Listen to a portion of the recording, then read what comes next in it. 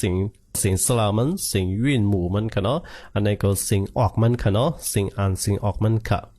แล้วก็อันนี้ซ้ำสังสว่ามาแตกเป็นตัวลิกได้เฮาเนี่ยมันเป็นที่เป็นสั้นในค่ะเนาะโดยเฉพาะสิ่งค่ะอันนี้ซ้ำหมายถึงว่าก็สั่งเลยเป็นสิ่งอันไหนเนี่ยอย่าเบอลูกมาดีอันไหนค่ะเนาะลูกมาดีอาเหอค่ะเนาะมาป้องกันก็เบอสั่งเลยสั่งยินเป็นเอาเนี่ยค่ะเนาะก็ได้มาอ่านซ้ำกันดีๆค่ะโอเคกำเนิดให้เราเห็นเขาว่าซ้ำค่ะเนาะอาสันสวะมาแตกเป็นตัวลิกได้ก็เป็นแค่มันส่วนไหนค่ะเนาะก็ไม่มาด้วยข้อที่สองเลยค่ะเอาเป็นตัวลิกได้ก็ว่าเพชรในค่ะเนาะก็เบอร์สังเลยมันมาออกว่าเอาเนี่ยเพราะอ่านเสียงลอยๆเนี่ยเขาจะได้ยินเสียงส่วนไหนค่ะอาอ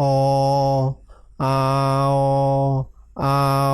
เนี่ยโอเคส่วนไหนค่ะมันลุกมาดีส่วนไหนได้ก็เบอร์ส่วนไหนได้สั่งยิ่งเป็นเอาค่ะเนาะลองส่วนไหนได้ก็ใครในลูกเห็นเขาดีมาดีกว่ามันกว่าค่ะเนาะเขาต้องสิ่งอันไหนมันกำสือกว่าก็เลยค่ะอันนี้เป็นสิ่งอันนี้เป็นสิ่งเอาเนี่ยส่วนนั้นกว่าก็เลยค่ะอันดับละถึงดีมาดีกว่ามันก็เป็นสังค่ะเนาะอันนี้เป็นสระอันนี้เป็นสระเอาเนี่ยก็ยาวๆค่ะเนาะก็ไม่มาด้วยดิตัวสามเนี่ยค่ะไอโอเคนี่ก็ลุกมาที่ตัว R เฮ E กันเนาะ I I นี่ก็ยิ่งเป็น I นี่กันเนาะโอเค I ก็เป็นสิ่งตัวลิกแต่นั่นก็เป็นกายขึ้นส่วนไหนกันเนาะ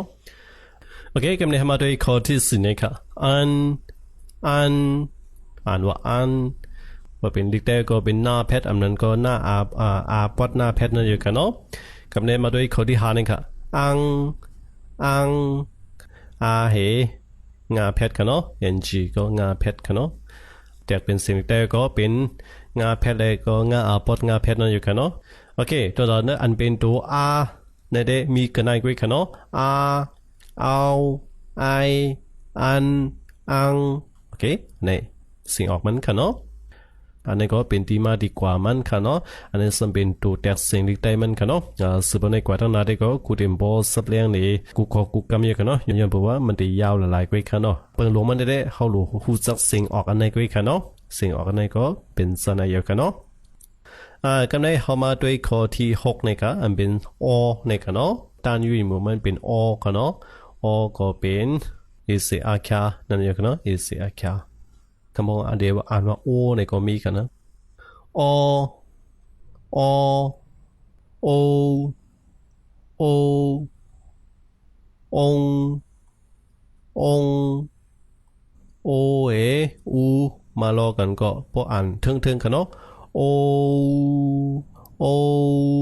โอเคก็ยิงเป็นโอนะเยอะกันเนาะโอโอโอเคนี่ก็โอเอองกันเนาะโอเองาเพชรก็องในก็ค่ะ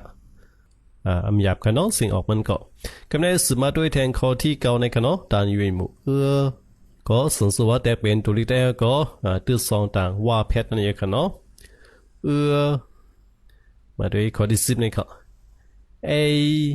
เอเอเฮอีมาลอกันกันเนาะพออ่านทึ่งเอเอโอเคมันจะเป็นเสียงอันไหนกันเนาะตัวไหนค่ะเป็นเสียงเอต่างหญ้าเพชรกันเนาะเอกันเลยมาด้วยข้อที่สิบเอ็ดนี่ครับอันนี้อยู่กันเนาะอันนี้สัมเป็นมวลลินค่ะข้อที่สิบเอ็ดนี่กันเนาะ R เนี่ยค่ะก็เป็น R มวลลินค่ะเนาะตัวเสียงอีกแต่เด็กก็มันก็เตรียมบอสานแตกเนื่องดีๆค่ะเนาะอันนี้เป็นเสียงส่วนไหนเยอะค่ะ R กันเลยมาด้วยข้อที่12เลยค่ะเอินอันที่สองดังหน้าเพชรค่ะเนาะเอินข้อที่13เอิงก็เป็นที่สองดังหน้าเพชรค่ะเนาะเออาเอินเอิงกับนี้เขาสืบขึ้นมาด้วยแทนค่ะก็ไม่มาดีตัวอีค่ะเนาะอีค่ะอียาไหนอีเฮอาป้องกันค่ะเนาะอีอาเอียโอเค สิ่งเขเขาได้อ่านว่ายานะครับเนาะกำนำนะครับยาเนี่ยก็พออ่านถึงมันจะเป็นสิ่งตัวยาเนี่ยครับเนาะยาสิ่งยาอันนั้นก็สิ่งยาเนี่ยนั่นเองครับก็พอแต่เป็นสิ่งลิขแต่เขาก็เป็นสิ่งอย่าเป็นไก่แค่ส่วนนะครับเนาะยานะครับจนได้ลองไล่สติมันไว้สิเขาเห็นข้อที่1ถึงข้อที่4หมดยาวเนี่ยเขาส่งไปกับเล็บเห็นลายโฮมปองตัวมันสมกันครับเนาะอันนี้อ่านว่ายาก็ไม่มาด้วยนะครับเยเฮเอลอกันครับเนาะเนี่ยมันจะเฮลอกันครับเนาะเดี๋ยวเลยอ่านว่าเอค่ะเนาะเฮเอลอกันเยนะครับพอสิ่งที่เขาอ่านนั้นเขาได้ก็เลยมันที่ออกเสียงส่วนไหนมันกำบันนำกันเนาะยา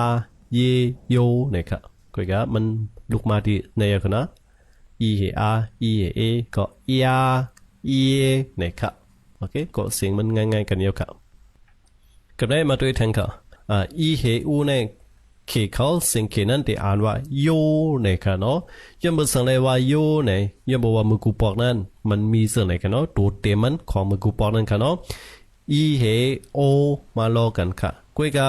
ตัวอในคำใจอยู่ค่ะเนาะเขานุกออกไปยาวในก็ซ้ำขึ้นอยู่ตัวเฮตัวอูค่ะเนาะ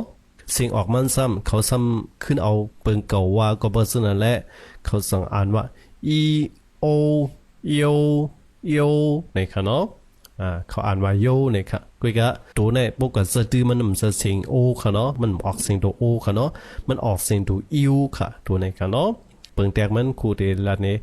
สันสว่าเอาตื้อมาใส่ตั้งนานเนี่ยก็เดี๋ยวอ่านว่าติ้วนะครับเนาะเอาเลอมาใส่ก็เลี้ยวนะครับมันจะว่าเอาตื้อมาใส่เอาที่เป็นเสียงโตนะครับเนาะจะว่าเอาเลอมาใส่เอาแต่เสียงมันที่เป็นโลเนี่ยมันจะค่ะเนาะก็เพราะฉะนั้นแหละอันดีที่สุดมันหากเราเห็นเขาต้องเสียงอิวนะครับเนาะอิวนะครับโอเคคำพงก็อ่านว่าอิวอยู่ด้วยค่ะเนาะมาโยในทั้งหมดค่ะโอเคส่วนในมันก็เป็นสิ่งอ่านมันก็ค่ะเนาะอันนี้มันเป็นสิ่งตัวตีกว่าออกเตมันกำเดียวค่ะส่วนในค่ะเนาะโยอันนั้นก็อิวนะครับเนาะก็ได้เขาสืบขึ้นมาด้วยแทงค่ะยินนี่ก็เป็นสิ่งตัวยินนะครับเนาะที่มันมีอะไรยาเป็นในออกสิ่งตัวอะไรตัวยาส้มกันกันเนาะหรือกันสิ่งกับยินนะครับโอเคอันนี้ก็อิวเนี่ยมันจะสิ่งอิวในตัวเดียวมันจะสิ่งตัวเดียวกันเนาะมันจะปาสิ่งยามันกวนกันเนาะที่มันมีสิ่งยาเป็นนะครับนี่ก็ยาเอิวเอียนโอเคอันนี้สิ่งออกตีมันเดียวกันเนาะโอเคอันนี้เป็นพาหางสิ่งออกมันลอยาอีดนั่นเดียวกันเนาะกับในเขาสืบขึ้นมาด้วยแทงค่ะยิงเหงานเพชรกันเนาะยิงกับในมาด้วยข้อที่สองนี่ค่ะเหเอากันเนาะเอียวกับในมาด้วยเอียนโอเคเหอันกันเนาะเอียนที่มีสิ่งหรือสิ่งยาลอกันก็ไม่มาด้วยข้อที่สองนี่ก็เอียงเหอังกันเนาะมันก็เหอันก็ไม่เหอังเอียงก็ไม่มาด้วยข้อที่สามนี่ก็เหองกันเนาะเอียงโอเคส่วนนี้เป็นตัวกันเนาะที่ตัวนำมันนี่ค่ะเราเอามาวัดสมกันกันเนาะยาเอียว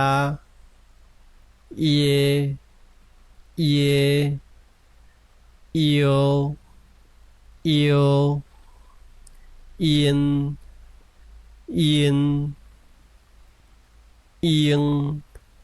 เอียงเอียว